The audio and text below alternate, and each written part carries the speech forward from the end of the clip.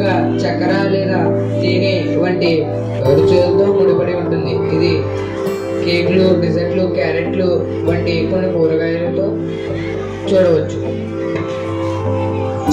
చేదు అనేది వేపపూత, వేపపూలు, వేపకాయలు, వేపపుల్ల, కలక్కాయలు, కాఫీ, కొన్ని ఆకుకూరలు, కొన్ని మందులలో చూడవచ్చు.